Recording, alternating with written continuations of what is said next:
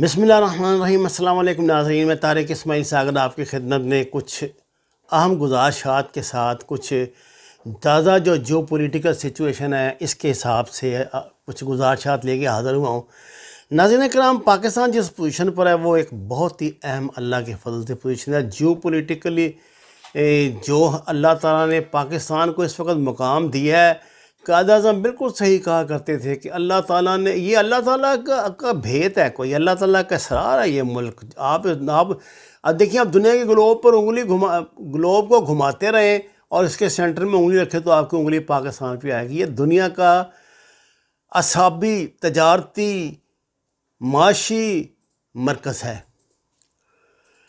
اس کو ڈیسٹیبلائز کرنے کی کوشش صرف انڈیا نے نہیں کی، انڈیا تو کرتا ہی ہے ظاہر ہے، لیکن جو ہماری دوسری بھی پاکستان دشمن طاقتیں ہیں، آپ ان کو جانتے ہیں، میں کیا نام لوں ان کا، انہوں نے بھی کی پہلے مرحلے میں کوشش تھی کہ فاٹا کو پاکستان سے علیحدہ کر کے اس کو آزاد یا افغانستان سے ملایا جائے۔ میں نے آپ کو اس سلسلے میں 2-3 ویڈیو بنا کے پیش کی ہیں۔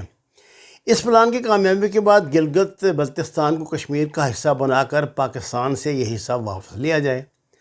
آپ کو یاد ہوگا کہ گلگت بلتستان میں ایک وقت ایسا بھی ہوا کہ ایک دم دہشت گردی کی لہر شروع ہو گئی تھی، لیکن اس کو جلد ہی کنٹرول کر لیا گیا تھا۔ اس کا مقصد تھا انڈیا کا ڈائریکٹ کنیکشن کس طرح کسی طرح افغانستان کے ساتھ ہو جائے۔ اچھا، جن لوگوں کو افغانستان کی اہمیت کا نہیں پتہ، ان کو بتاتا چلوں کہ افغانستان ایشیا کے وسط میں واقع ہے، یعنی یہ ایشیا کو 2 حصوں میں تقسیم کرتا ہے، اور ایشیا کے ایک حصے سے دوسرے حصے میں جانے کے لیے آپ کو افغانستان سے گزرنا پڑتا ہے۔ گو کہ اس کے پاس سمندر نہیں ہے، لیکن اللہ نے اس کو یہ ایک جو ہے وہ دی ہے، اور یہ گزرگار رہی ہے۔ آپ کو پتہ ہے ہمیشہ ہندوستان کے حملہ آوروں کی جو سینٹرل ایشیا سے آتے تھے، افغانستان کے راستے، پھر پشاور کے راستے لاہور اور دلی اور انڈیا۔ اچھا جناب، تجارت کے لیے آپ کے افغانستان کی حکومت سے اچھے تعلقات ہونا ضروری ہے۔ یہی وجہ ہے کہ پاکستان، چین اور روس وہاں اپنی مرضی کی حکومت بنانا چاہتے ہیں، اور انڈیا اور امریکہ وہاں اپنی مرضی کی حکومت بنانا چاہتے ہیں۔ ظاہر ہے انڈیا کی یہ چال ناکام ہوئی، فی الوقت تو ناکام ہے، انشاءاللہ آگے بھی ناکام رہے گی۔ بلوچستان کا جو بارڈر ہے جو ایران کے ساتھ، ایران کا بارڈر ترکی کے ساتھ یعنی یورپ میں انٹری، لہذا اس مقصد کے لیے ایران کو چاہ بہار کا لالی پاپ دیا گیا اور UAE کو ساتھ ملایا گیا۔ 2005 سے لے کے جناب 2014 تک ان پاکستان دشمن ممالک نے بلوچستان میں پاکستان کو تگنی کا ناچ نچائے رکھا۔ بلوچستان کو پاکستان سے کاٹ کر جہاں یورپ تک رسائی دی، وہیں اس کا مقصد UAE اور ایران کی پورٹس کو گوادر کے آپریشنل ہونے سے نقصان کا اندیشہ تھا۔ لہذا ایک تیر 2 شکار کرنے کی کوشش کی گئی۔ یہ پلان بھی ناکام ہوا۔ عنقریب آپ دیکھیں گے بلوچستان میں بھی ایک فل فلیج آپریشن شروع ہوگا، بلکہ ہو گیا ہے انشاءاللہ تعالیٰ، اور یہ معاملات بھی اللہ کرے گا جلدی سیدھے ہو جائیں گے۔ اب یہ سارے پلان تو ہو گئے ناکام۔ افغانستان میں طالبان حکومت بالکل انشاءاللہ آئے گی۔ میں بتا دوں، چاہے آپ جمہوری طریقے سے چلائیں چاہے جہادی طریقے سے، آئیں گے طالبانی یہاں پہ۔ فاٹا پاکستان کا حصہ بن گیا ہے۔ گلگت اور بلتستان میں ہم نے یہ جو دہشت گردی کی لہر ہے اس کی گردن اللہ کے فضل سے قابو کی ہوئی ہے، اور بلوچستان میں آخری آپریشن کسی وقت شروع ہو سکتا ہے۔ پاکستان طویل مدت سے ملوث ایک جنگ سے باہر آنے کو ہے انشاءاللہ۔ اچھا، جو ڈاکٹرائن انڈیا نے ہمارے لیے بنائی تھی، وہی ڈاکٹرائن اس پہ لگنی تھی۔ کیسے؟ ذرا آپ نقشے سے سمجھتے ہیں۔ انڈیا کی 4 ریاستیں ہیں جو انڈیا کے شمال کی طرف واقع ہیں، اور یہ 4 ریاستیں بہار سے سکم کے راستے ہوتے ہوئے منی پور، ناگپور، اروناچل پردیش اور آسام کو انڈیا سے ملاتی ہیں، اور انڈیا کو یہ ملانے والا راستہ بہت ہی چھوٹا سا راستہ ہے، ہاں جی۔ اور اس کی پوزیشن کو اس طرح ہے جناب کہ اس کے ایک طرف نیپال ہے، دوسری طرف بھوٹان ہے، نیچے کی طرف بنگلہ دیش ہے اور کچھ حصہ چین کے ساتھ۔ اگر چین نے صرف اس گزرگاہ پہ قبضہ کر لیا تو انڈیا کی 4 ریاستیں انڈیا سے کٹ کر ایک جھٹکے میں چین کی جھولی میں آن گریں گی، اور یہ خطرہ پیچھے پتہ بہت شدت سے پیدا ہو گیا تھا۔ انڈین میڈیا نے اس پہ بہت چیخ چلایا تھا۔ اصل میں یہی وہ سچویشن ہے جس نے انڈیا کو مجبور کیا سرنڈر کرنے پہ اب نا اس کے چین کے آگے۔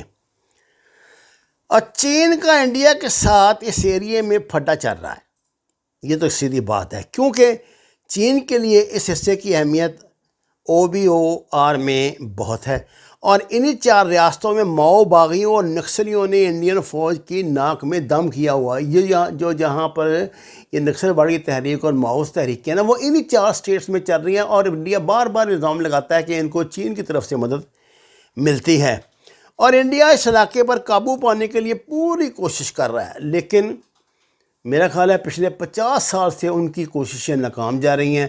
جتنا ماؤ باغیوں نے یہاں باقاعدہ عملاً قبضہ ہے ان کا وہاں پر، جی وہ اپنی عدالتیں لگاتے ہیں، اپنے فیصلے کرتے ہیں، یہی نکسل باڑی کا حال ہے۔ انہوں نے اپنی دنیا الگ سے آباد کی ہوئی ہے جس کو آدی واسیوں کی دنیا کہتے ہیں۔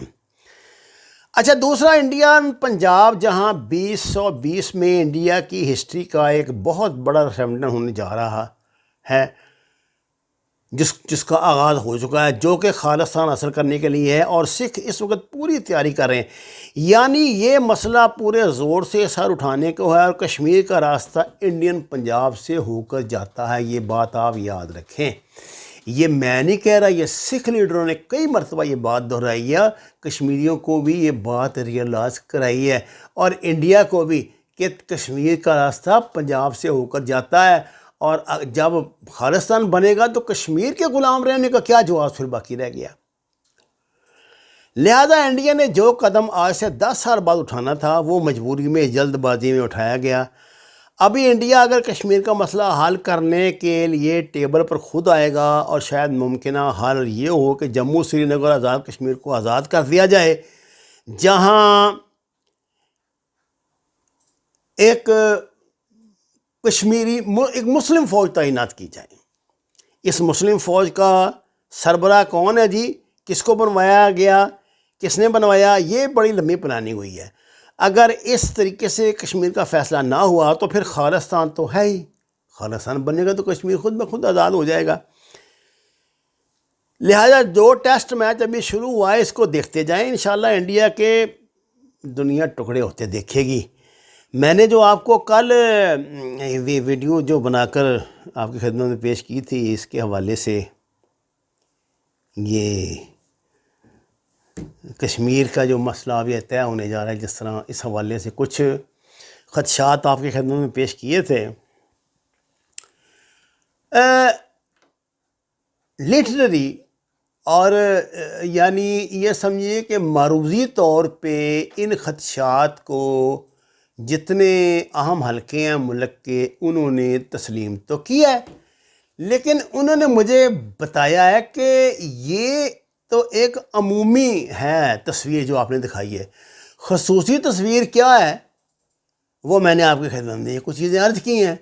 اور آج سے 20-22 سال پہلے کا وہ بیان اگر آپ کو یاد ہو چائنا کا، کہ اگر کشمیر کبھی خود مختار کشمیر بنا تو ہم اس پہ قبضہ کر لیں گے، یہ مجھے ایک صاحب نے یاد دلایا، اور میں یہ سمجھتا ہوں کہ یہ تو طے ہے کہ امریکن منصوبہ یہی ہے جو میں نے آپ کو کل بتایا ہے۔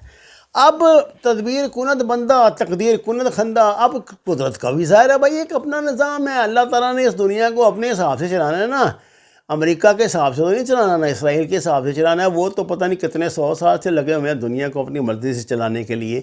یہ دنیا میں جو ون ورلڈ گورنمنٹ کا کانسیپٹ آ رہا ہے، یہ جو آپ کا ہوگا، اللہ آپ کا بھلا کرے، یہ جو نیو ورلڈ آرڈر جو آپ کا ہوگا، اس میں یہ ساری چیزیں تو ہوں گی، لیکن یہ سب کچھ اتنا آسان نہیں ہے۔